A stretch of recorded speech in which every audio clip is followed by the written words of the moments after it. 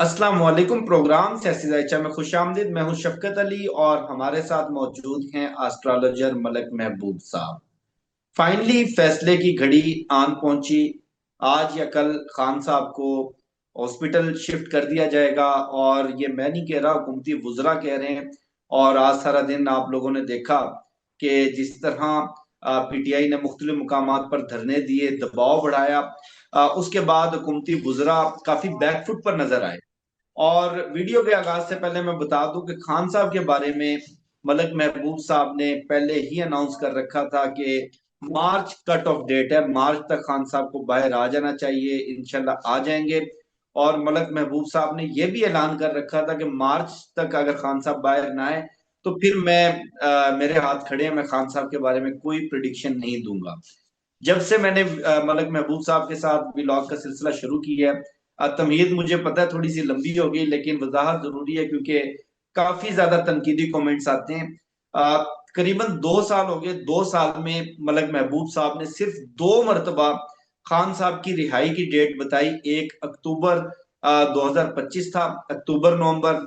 उसमें अनफॉर्चुनेटली नहीं हो सका। बाद में इतलात ये आई, अलीमा खान ने भी तस्दीक की, अली अमीन गंडापुर ने भी तस्दीक की। मामला तय पा चुके थे, लेकिन अनफॉर्चुनेटली वो मामला आगे ना बढ़ सके। खान साहब ने उस पेशकश को रिफ्यूज कर दिया। और दूसरी प्रोडिक्शन मार्च की थी। मार्च वाली सूरत हाल अब आपके सामने है। आगे का मंजरनामा क्या होगा, हुकूमत का मुस्तकबिल क्या होगा, और उसके साथ साथ कुछ पाकिस्तान के फील्ड मार्शल आसिम मुनीर साहब के जायचे के बारे में भी पूछेंगे। और पाकिस्तान का सियासी जायचा क्या बता रहा है ये जानते मलक महबूब साहब से। सर बहुत शुक्रिया आपके वक्त का। माय प्लेजर शफकत भाई, कैसे हैं आप? अल्हम्दुलिल्लाह सर, आप बताएं आप कैसे हैं। अल्लाह का करम है। आज तो आपने बहुत लंबी जो है डिक्टेशन दी है। मेरे ख्याल से आपको इतना बोलने की जरूरत नहीं है। जो हमारे रेगुलर व्यूअर्स हैं वो डेफिनेटली जानते हैं कि मैं बात करके फिर वैसा नहीं हूं कि मैंने तो यूं नहीं यूं कहा था। जो कहता हूं हम्म, अगर वो होता है वो आपके सामने नहीं होता तो मैं खुद ही हाथ खड़े कर लेता हूं। ऐसा नहीं हुआ। हम्म, और मेरे ख्याल से इंसान को थोड़ा आजिज़ी दिखाना ही जरूरी होती है इन चीजों में, क्योंकि बिल्कुल। ये आपको अल्लाह ताला की तरफ से एक यूं समझें कि इनायत है, गिफ्ट है। तो इसको आप हम्म, अपनी मलकियत ना समझें, बल्कि इसका हम्म, एहसान समझें कि अल्लाह ने आपको नवाजी है। खैर, coming back to the point, देखें खान साहब के लिए जैसे मैंने आपको कल भी बताया है कि ये जो टाइम चल रहा है बड़ा डिसाइसिव है और इसमें फैसिलिटीज इनको मिलेंगी। तो आप देख रहे हैं कि हम्म, खान साहब को सबसे पहले जो कि अक्ल भी यही बोलती है कि खान साहब को सबसे पहले इलाज की जरूरत है।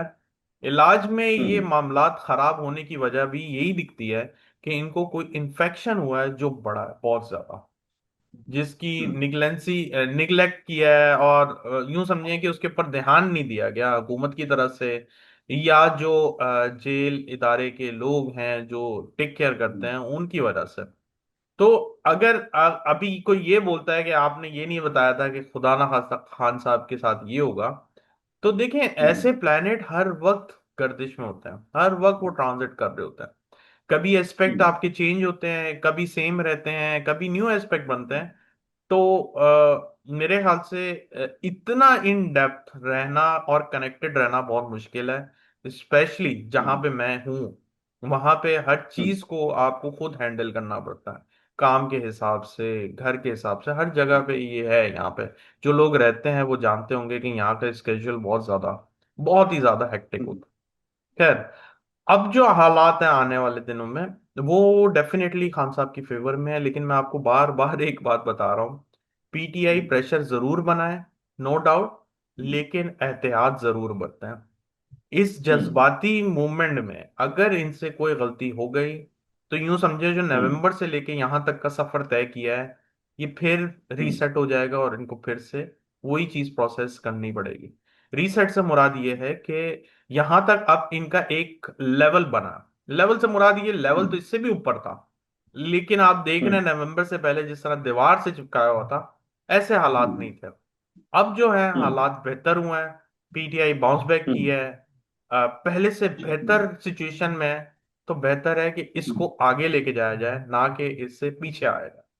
तो हम्म, खान साहब के लिए जो मैंने जायचे से देखा था मेरे ख्याल से कल आपके साथ वीलॉग नहीं हो सका, तो मैंने एक वीलॉग में ये कहा था कि खान साहब की मुझे दाई आंख का मसला दिखता है, जो कि उसकी कंफर्मेशन भी आ गई है। तो जो हम्म 12th हाउस होता है वो राइट आई का होता हम्म है। हम्म तो राइट आई कंफर्म करती है कि जो वक्ती जायचा मैं फॉलो कर रहा हूँ वो एग्जैक्टली हम्म सही चल रहा है ऐसा। आगे कब तक हम्म चलता है ये तो हम सब देखेंगे, मेरे समेत।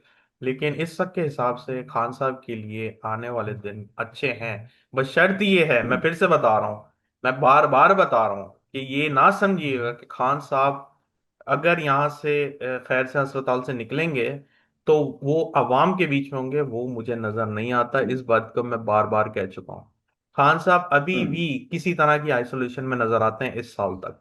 आगे फिर हम हम्म आगे जैसे नया जायचा बनाएंगे फिर उसके ऊपर मजीद बात करेंगे। हम्म। अच्छा, आपने उनकी राइट आई का बताया। इत्तलात ये हैं इस वक्त, खबरें भी यही चल रही हैं, और अलीमा खान ने भी यही दावा किया, और पीटीआई के दीगर लोग भी यही दावा कर रहे हैं कि खान साहब की 85% जो बेनाई है राइट आई की, वो जा चुकी है। तो जायचे में क्या नजर आ रहा है? खान साहब का ट्रीटमेंट तो डेफिनेटली शुरू हो जाएगा, रिकवरी के चांसेस नजर आ रहे हैं? सर ये आपने जरा मुश्किल सवाल कर लिया, ये रिकवरी जरा मुश्किल नजर आ रही है। अनफॉर्चुनेटली रिकवरी से मुराद ये है कि 100% रिकवरी जरा मुश्किल है। मैक्सिमम भी हुआ बहुत ज्यादा अगर इन्होंने जोर लगाया तो यूं समझें कि 60-50%, इससे ज्यादा रिकवरी मुझे नहीं दिखती है। 50 to 60% हम्म ये रिकवर हो जाएगी। इससे ज्यादा बड़ा मुश्किल है क्योंकि जिस हाउस ने वहां डैमेज किया है वो मेजर प्लैनेट है, और मेजर हम्म प्लैनेट को अभी मूव होने में बहुत टाइम है, बहुत ज्यादा टाइम है। तो ये तो अब यूं हम्म समझें कि ये क्रॉनिक डिजीज के सेक्टर हम्म में जाती है। मतलब ये कुछ बीमारियां ऐसी होती हैं जो 2-4 महीने 5 महीने में सही हो जाती हैं, लेकिन ये मुझे जरा लाइफ लॉन्ग प्रॉब्लम नजर आ रही है। अनफॉर्चुनेटली ये नजर आ रहा है क्योंकि 12th हाउस की जो अभी दशा है वो अभी काफी लंबी रहती है। अब 12th हाउस हम्म मैं आपको बता देता हूँ, जो लोग एस्ट्रोलॉजी में थोड़ा सा इंटरेस्ट होगा उनको पता होगा कि 12th हाउस नॉर्मली हॉस्पिटलाइजेशन, हम्म आइसोलेशन, जेल Solution। और जी। बहरून ममालिक के बारे में भी बताता है। तो हम्म बहरून ममालिक की डेफिनेटली जब खान साहब इंशाल्लाह रिहा होंगे तो जब वो अपने हालात के बारे में बताएंगे जो आप बीती हुई होगी उनके साथ, तो मुझे ऐसा लगता है कि इन 3-4 सालों में जो सबसे ज्यादा ऑफर आई है ना वो बैरून मुल्क की आई होगी उनको।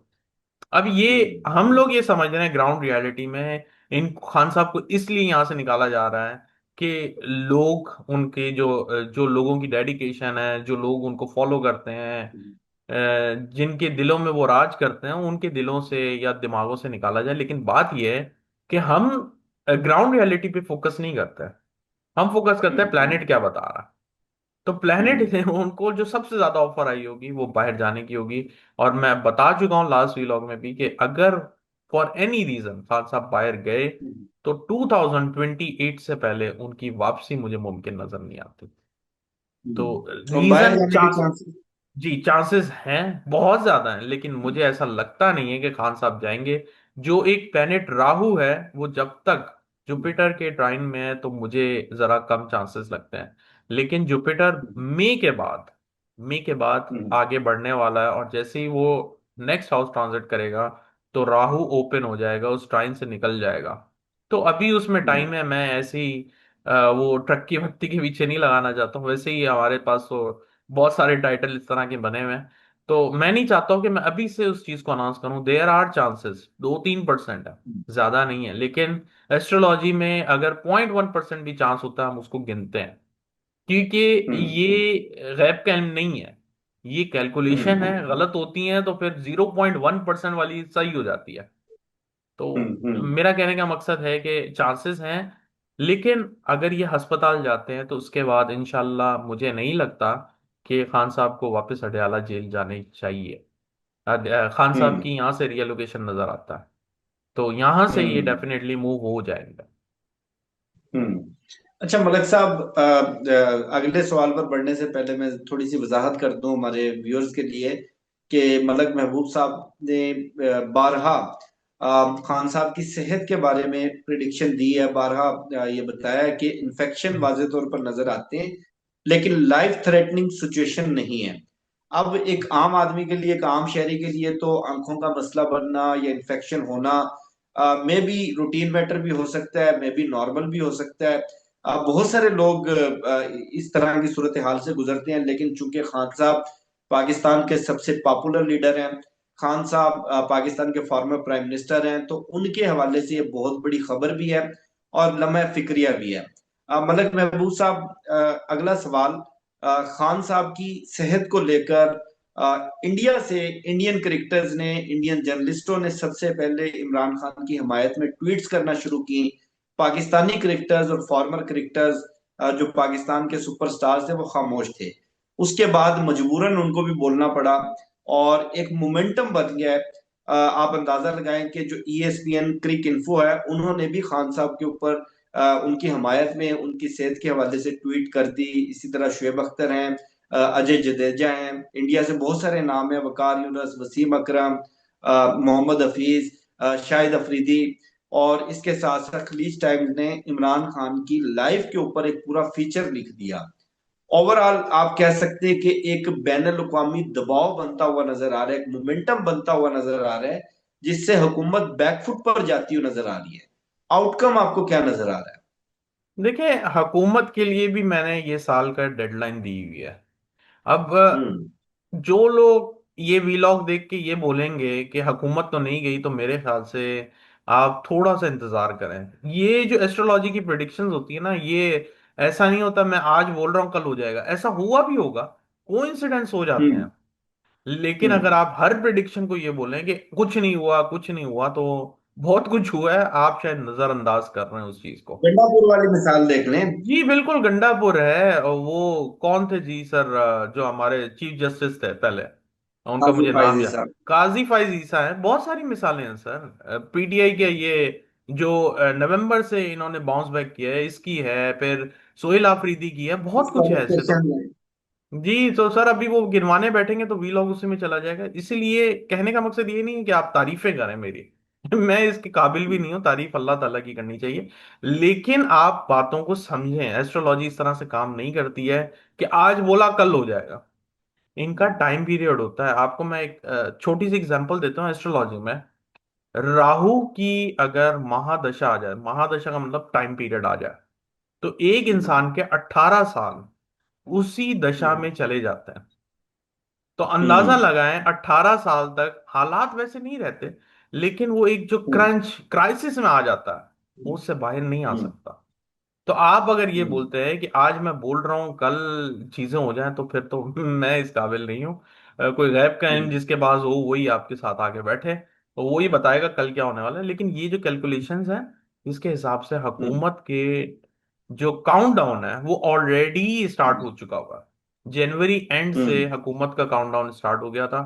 और आने वाले दिन हुकूमत के लिए मजीद मुश्किल से मुश्किल होते जाएंगे। अब देखें आप बात, इन्होंने कितनी तरमीमें लाई, याद है आपको? एक के बाद एक 26वीं तरमीम। 27वीं। 26, हम्म। 27वीं, अभी 28वीं की भी आप पिछले दिनों बात कर रहे थे। जी मैंने जी। आपको क्या कहा सर, ये तरमीमें जो मर्जी कर रहा है, हम्म। सितारे तरमीमों से नहीं चलते हैं। सितारे बिल्कुल अपनी ऐसे ही है। तरमीम लेकर आते हैं। तो अब देखे, हम्म। ये कोई, मैं नहीं कहूंगा बहुत अच्छा वाकया हुआ खान साहब के साथ जिसकी वजह से ये हालात बन गए, लेकिन सितारे ऐसे हम्म। ही हालात बनाते हैं। जो हम नहीं हम्म। सोचते, जो हमारी नजर भी नहीं होती, हालांकि हमारे सामने भी हो सकता है, लेकिन हमारे बस हम्म। कुदरत का निजाम है, हमारी नजर नहीं पड़ेगी वहां पर। वो अक्सर हम्म। लोग कहते हैं कि जब किसी का बुरा टाइम शुरू होता है, सबसे पहले अक्ल पे पत्थर पड़ते हैं। इसका मतलब ये है कि अक्ल हम्म। काम करना छोड़ देती। तो जब अक्ल काम करना बिल्कुल। छोड़ देती है, तो इंसान का बुरा टाइम शुरू आ जाता है, क्योंकि उसको समझ में नहीं आता सही क्या है गलत क्या है। Coming back to the point, hmm. हुकूमत के लिए स्पेशली जून जुलाई हम्म। अगस्त ये बड़े ही सेंसिटिव महीने होंगे।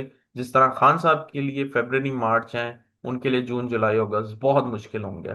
और मुझे हम्म। बहुत ही कम चांस लग रहा है कि वो इस टाइम को इस दफा सरवाइव कर जाएंगे। और बाय द वे, हम्म। इसी इसी वीलॉग में एक चीज और मैं डाल दूं कि जो जी जी। टाइम मई से स्टार्ट होगा, वो कुदरती हम्म, आफात का बहुत ही खतरनाक होने वाला है पूरी दुनिया के लिए। तो हम्म, बहुत सारी चीजें अभी आहिस्ता आहिस्ता चलेंगी, लेकिन कमिंग मंथ्स में, फरवरी मार्च, हम्म, ये पाकिस्तान के हालात भी मुझे स्टेबल नजर नहीं आते।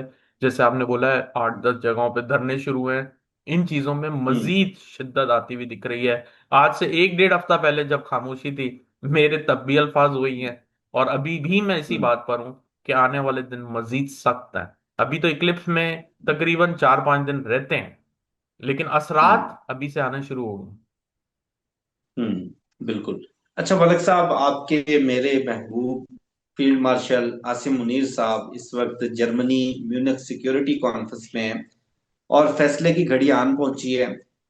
इतलात ये हैं कि जर्मनी से वो अमेरिका जाएंगे। अमेरिका 17 फरवरी को गजा पीस बोर्ड की मीटिंग होने जा रही है। उसमें पाकिस्तान के प्राइम मिनिस्टर शहबाज शरीफ भी जाएंगे और पाकिस्तान ने हाँ या ना में जवाब देना है। गजा पीस बोर्ड में तो शामिल हो चुके हैं, क्या हम वहां पर फौज भेजेंगे या नहीं भेजेंगे, और इस फैसले के असरात क्या होंगे, और फील्ड मार्शल साहब के भी इस जायचे के बारे में थोड़ा सा बता दें। देखिए, फैसला तो हो चुका हुआ है, और वो फैसला जब ये बातें हो रही थी तभी मैंने कह दिया था कि एक अनफॉर्चुनेट सिनेरियो बन रहा है पाकिस्तान के लिए, लेकिन लॉन्ग टर्म इसके पाकिस्तान को बेनिफिट मिलेंगे। नो डाउट शॉर्ट टर्म नुकसान नजर आते हैं, लॉन्ग टर्म हम्म, से मुराद आज से 8-10 साल बाद इसकी वैल्यू कदरदानी होगी, लेकिन अभी के लिए ये मसला जो है, मसला कश्मीर से भी बड़ा नजर आ रहा है मुझे। और ये लोग डेफिनेटली पार्ट हम्म, लेंगे, इसमें तो कोई शक ही नहीं है सर। ये तो मैंने आपको हम्म, पिछले साल के एंड में ही बता दिया था। तो ये हम्म, जा रहे हैं, ये हम्म, हामी भरे ना भरे, ये ऑलरेडी एंड है।